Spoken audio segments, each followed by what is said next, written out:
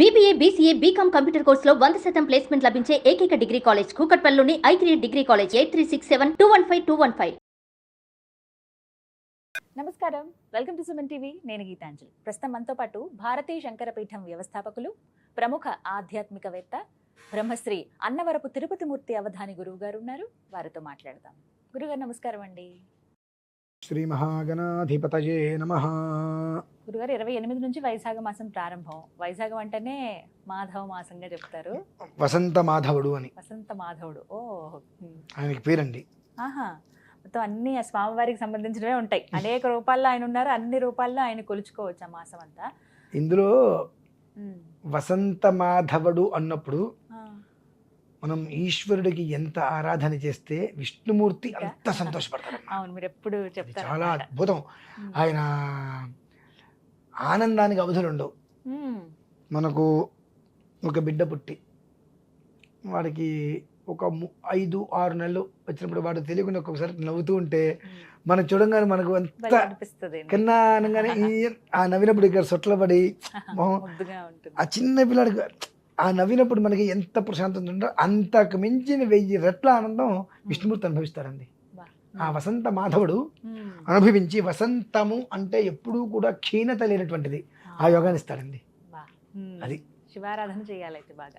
అందుకనే వైశాఖ శుద్ధ పంచమి శంకర జయంతి. శంకర జయంతి వస్తుంది. అవునండి, అవునవును, యోగం అండి అదంతా. అవన్నీ కూడా.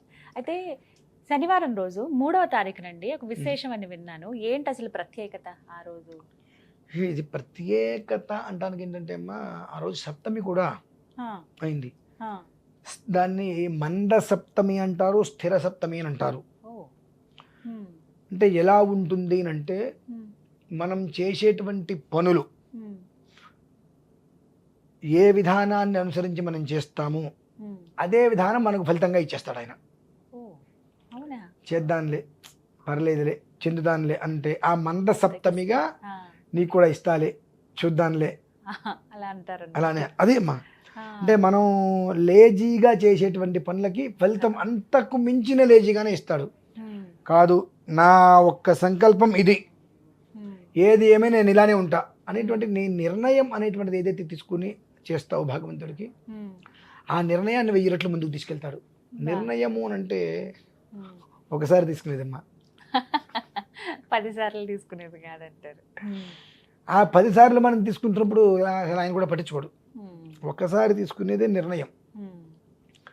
కాబట్టి నువ్వు తీసుకునేటువంటి నిర్ణయం ఎలా ఉంటుంది అంటే, సప్తమి అంటే వృద్ధి, 7 అంటారండి. అది కుటుంబ పరంగా కావచ్చు, వ్యాపారంగా పరంగా కావచ్చు, ఆర్థిక పరంగా కావచ్చు, ఏదైనా సరే వృద్ధి సప్తమి అని అంటే. ఆ సప్తమికి శనివారం అనేటువంటిది తోడైనప్పుడు ఏదైతే నిన్ను ఎండమావుల్లాగా చూపిస్తూ మతి భ్రమణకి గురి చేసేటువంటివి ఏవైతే ఉంటాయో వాటిని ఆయన తీసేస్తాడు. అంతటి శక్తివంతం. శనివారమే యోగవంతమైనటువంటిది, చాలా మంచిది శనివారం అంటేనే. అందులోనూ స్థిర సప్తమి వచ్చిందంటే నువ్వు తీసుకునేటువంటి నిర్ణయం, నువ్వు పైకి కిందకి దూకక్కర్లేదు, కింద నుంచి పైకి ఎగిరే ప్రయత్నం చేయక్కర్లేదు. ఓం శమగ్నిరగ్నిభిస్కర ఛన్నస్తపతు సూర్య శం వాతో వాత్వరప అపశ్రధ. ఇది మంత్రం, ఇది వినండి. శన్యరిష్టేతు సంప్రాప్తే శని పూజ అంచకారయేతు శని ధ్యానం ప్రవక్ష్యామి ప్రాణపీడోపశాంతజే అనేటువంటిది. నీలాంజన సమాభాసం రవిపుత్రం యమాగ్రం ఛాయా మార్తాండ సంభూతం తం నమామి శనైశ్చరం. ఈ మంత్రం మినహాయిస్తే శ్లోకాల్ని మనం ఏ రకంగా ఉచ్చరిస్తామో, మానసికంగాన అంటే మంత్రం లోపల చదువుకుంటున్నామా, ఎలా చదువుతున్నామో దాని మీద మనకు ఒక్క దృష్టి ఎంత ఉంది. శని ఏం చేస్తాడంటే అమ్మా, అలా నిలబడతాడు. నా ఒక్క దశ నీకు అద్భుతమైన యోగ దశ, నువ్వు పట్టిందల్లా బంగారం అయిపోతుంది. ఆ దశ నీకు నేను ఇస్తున్నా, అయితే నేను ఇలానే నించుంటా. నువ్వు కళ్ళున్న గుడ్డివాడు అవుతున్నావా, కళ్ళు లేని జ్ఞానవంతుడు అవుతావు అని ఇష్టం. కళ్ళున్న గుడ్డివాడిగా నువ్వు ప్రవర్తిస్తావా, కళ్ళు లేని జ్ఞానవంతులాగా ప్రవర్తిస్తావా? నీ ప్రవర్తన ఏదైతే ఉందో దాన్ని పట్టుకొని నేను ముందుకు తీసుకెళ్తా. ఏ గ్రహమైనా మీరు ఎంత ఆరాధన చేసినా అమాంతం ఇక్కడి నుంచి లేపు అక్కడ కూర్చోబెట్టాడండి. నా నుంచి నీకు పూర్తిగా పాజిటివ్ ఇచ్చేసా. నీకంటూ ఒక మానసిక ఆలోచన బుద్ధి ఉంది. ఆ బుద్ధిని నువ్వు ఏ మార్గంలో పెడతావు అనేటువంటిది నీ ఇష్టం. అందుకనే మనకు కొన్ని జపాలు చేసిన ఫలితాలు రావట్లేదండి అంటే ఎందుకు వస్తాయమ్మా? చేసేవి ఆరాధనలు అదంటాం ఇదంటాం, ఏవైతే వద్దు అంటామో మనం ఆపం. ఇప్పుడు ఎవరో ఎంకయ్యో సోమయ్యో ఎవరో ఉన్నారు, ఆయనకి ఏదో కష్టం ఉంది, బాబు ఈ జపం చేయండి, ఇంత ఖర్చు అవుతుంది, ఇన్ని రోజులు ఈ పని చేయండి అంటే చివరి రోజు ఎవరో వచ్చి నువ్వు ఈ రోజు ఇటు వచ్చేస్తే నీకు ఏదో కలిసి వస్తుందని, కానీ ఈ జపం చేస్తున్నాను కాబట్టి నాకు ఎంత కలిసి వస్తుందని వెళ్ళిపోతాడు. ఇది పరీక్ష కదా అని ఆలోచించడు, వెళ్ళిపోతాడు, మొత్తం శ్రార్థం చెడిపోతుంది. కాబట్టి శని ఏంటంటే నీకు అపరిమితమైన అనుగ్రహాన్ని ఇచ్చేస్తాడు. అది నువ్వు పొందగలవా లేవా అనేటువంటి విషయం నువ్వు చూసుకోవాలి. అది పొందేటువంటి అర్హత మనకున్నదా? ఆశ ఉంటే సరిపోదు, అది పొందే అర్హత మనకున్నదా, దాన్ని మనం పొందగలుగుతున్నామా అనేటువంటి విషయాన్ని మనం చూసుకోవాలి. సప్తమి అంటే ఎంత వృద్ధమ్మా, సామాన్యమైన వృద్ధి కాదు అది. జాతకంలో కూడా 7వ ఇంటి ఉండేటువంటి గ్రహాన్ని అనుసరించి అతని ఒక జీవితం అనేటువంటిది అబ్బో ప్రపంచాన్ని నేర్తాడమ్మా, ఆ స్థితికి వెళ్తాడు. చెప్పిన మాటకి తిరిగి ఉండదు ఇంకా. సుగ్రీవాజ్ఞ అంటారు, తెలుసా అండి మీకు? సుగ్రీవాజ్ఞ అంటే ఆయన మనం మామూలుగా ఎవరైనా చెప్పి పని చేయకపోతే ఏమంటాం? మొహం మండ, ప్రాణం తెస్తా, కాదు రేపొద్దున కానీ ఈ పని చేయకపోతే చేతులు ఎరగొట్టేస్తా అంటాం మనం. నిజంగా మనం చేతులు ఎరగొట్టమని వాడుకూరు తెలుసుగా. సుగ్రీవాజ్ఞ అంటే ఎలా ఉంటుందంటే, ఇవాళ ఒక పని చెప్తాడు ఆయన, చేయలేదనుకోండి, రేపు నాన్న నిన్న నీకు ఈ పని చెప్పా, ఈ పని ఇవాళ ఇలానే పెండింగ్ ఉంటే ఎల్లుండి నీకు ఆ పని చేయడానికి నీకు చేతులు ఉండవేమో నాన్న అంటాడు ఆయన. అమ్మో ఎంత సౌమ్యంగా చచ్చినట్టు చేస్తాడు. అంటే సుగ్రీవాజ్ఞ అంటే ఆయన నోటి నుంచి ఒక మాట వచ్చిందంటే జరిగి తీరాల్సిందే. లంకకి వెళ్ళి సీతామవారిని వెతుక్కురండి అనగానే గజగజలాడారు వీళ్ళంతా, వానరులంతా. ఎందుకనా ఏం చేస్తాడో తెలియదు. కాబట్టి సుగ్రీవాజ్ఞ. అలా ఆ సప్తమి అనేటువంటిది స్థిరము, ఈ రెండు కలిసి వచ్చినప్పుడు ఏంటంటే మనం ఏదైతే వృద్ధి అనేటువంటి దానికి ఆ ఉండే గ్రహాన్ని అనుసరించి నువ్వు చెప్తే ఇక్కడ జరగాల్సిందే. అది వెళ్ళాలంటే చురుగ్గా ఉండాలి.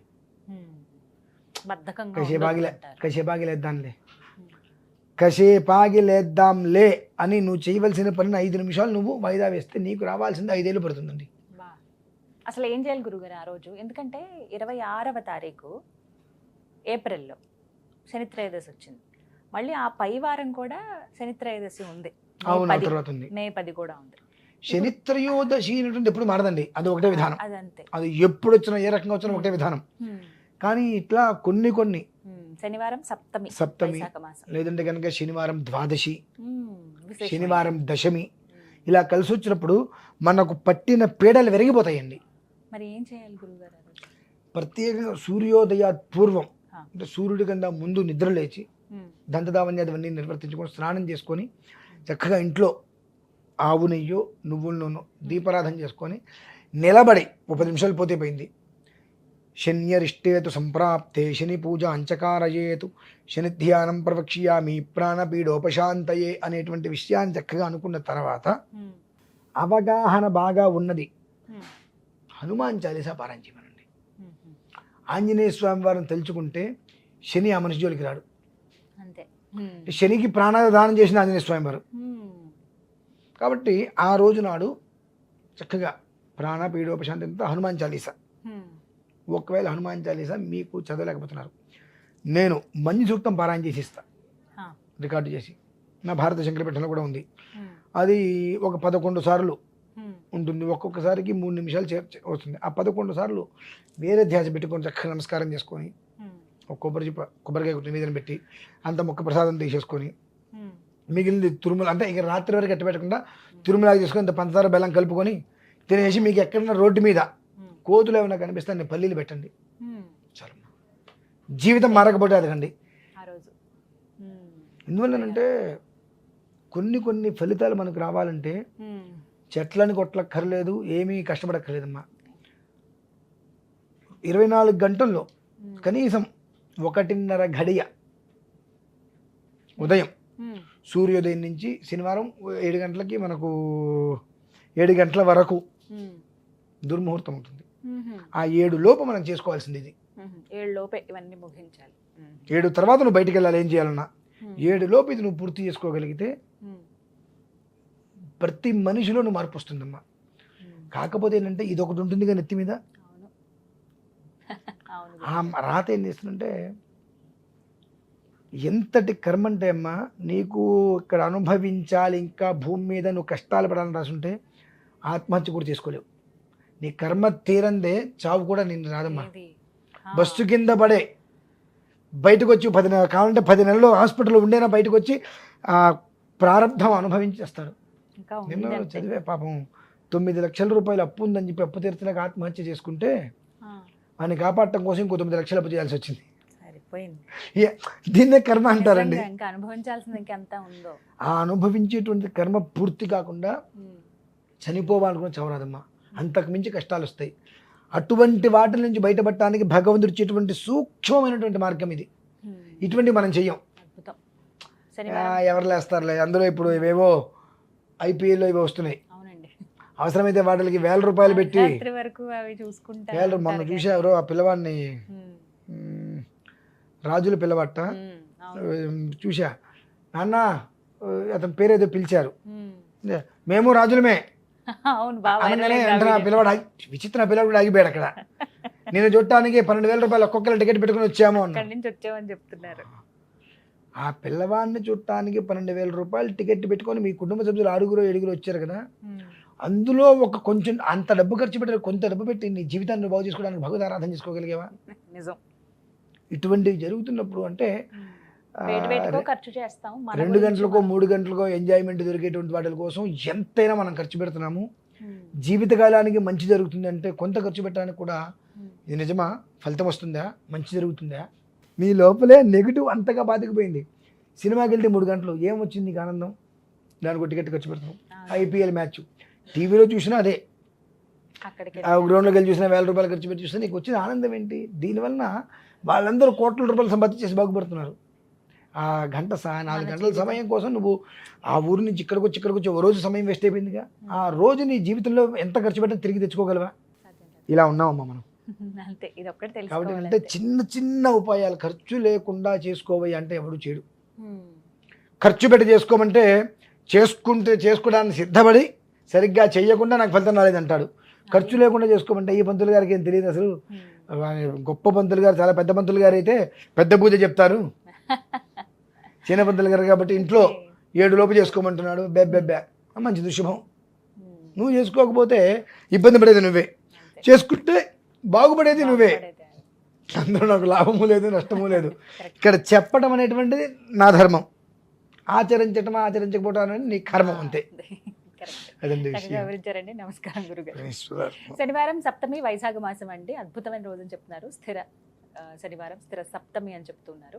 మన్యు సూక్తం అవన్నీ కూడా గురువు గారు అవి మీకు చక్కగా రికార్డ్ చేసి పంపిస్తారు. అయితే ఇంకా వివరాలు కావాలంటే కనుక నేను గురువుగారికి సంబంధించిన నెంబర్ మీకు స్క్రీన్ మీద డిస్ప్లే చేస్తున్నాను. కాల్ చేసి మీరు అపాయింట్మెంట్ తీసుకుని మాట్లాడొచ్చు. లేదంటే కనుక మీరు ఏ సందర్భంలో మీరు కాల్ చేస్తున్నారో ఆ వివరాలు తెలియచేయండి. ఆ రోజుకి సంబంధించిన వివరాలు మీరు తెలుసుకోవచ్చు. ఇది వాళ్ళ వీడియో. నమస్కారం.